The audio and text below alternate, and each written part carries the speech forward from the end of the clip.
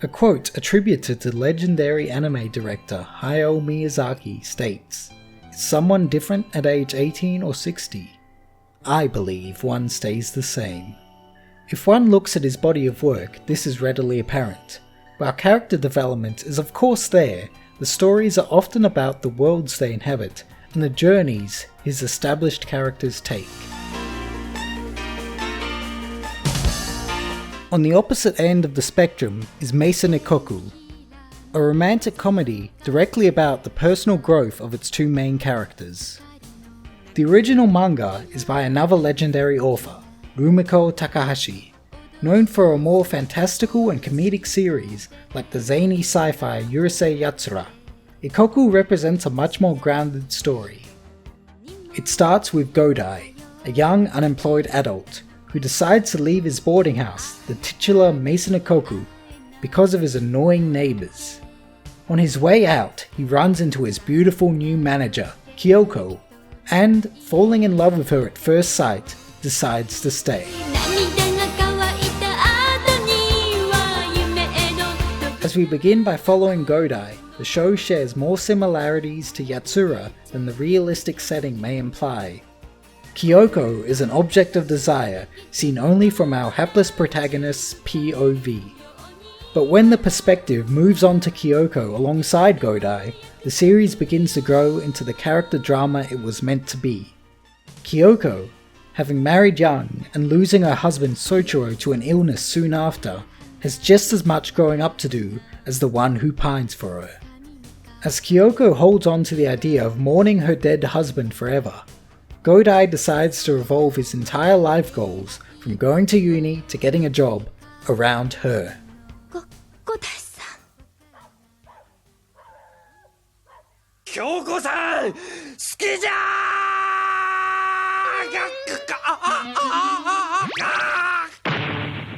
In order to contextualize a bit, the 1980s were a complex time for the young adults of Japan.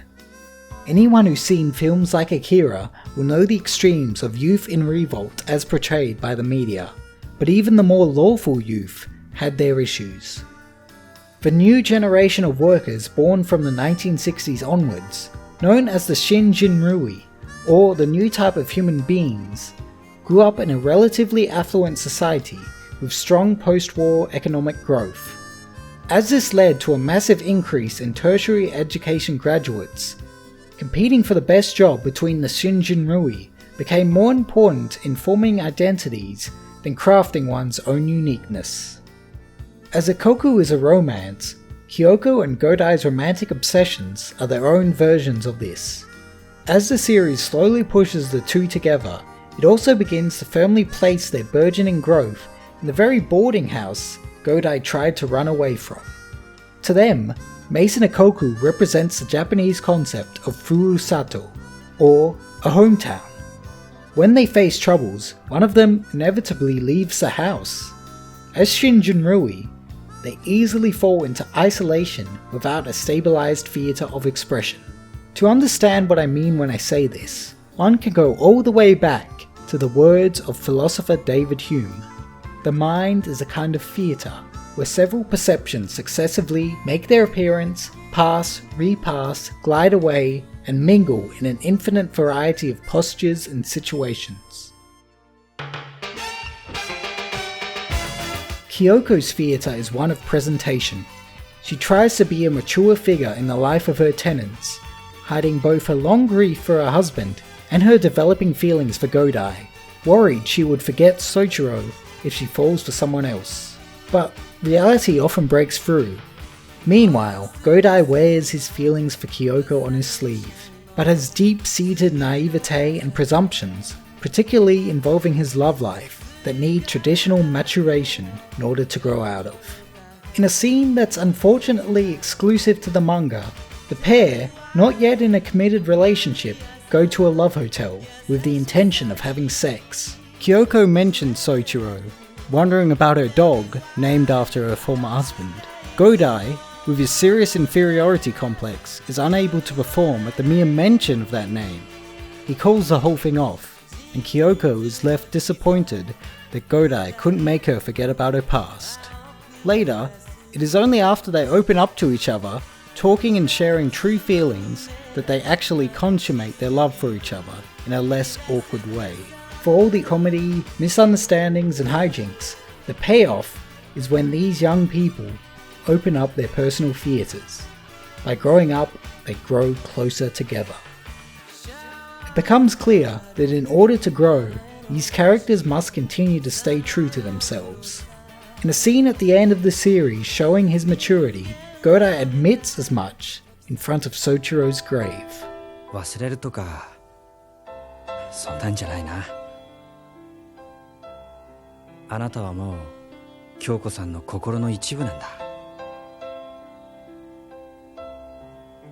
だけど俺、なんとかやっていきます。初めて会った時から京子さんの中にあなたがいて、そんな京子さんを俺は好きになった。だからあなたもひっくるめて京子さんをもらいます。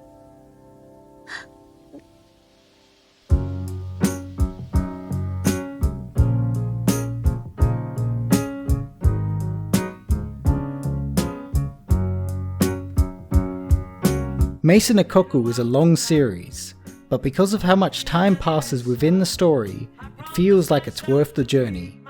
Establishing himself in the world of the Shinjinrui, Godai has grown enough to become a successful preschool teacher. The same can be said for Kyoko.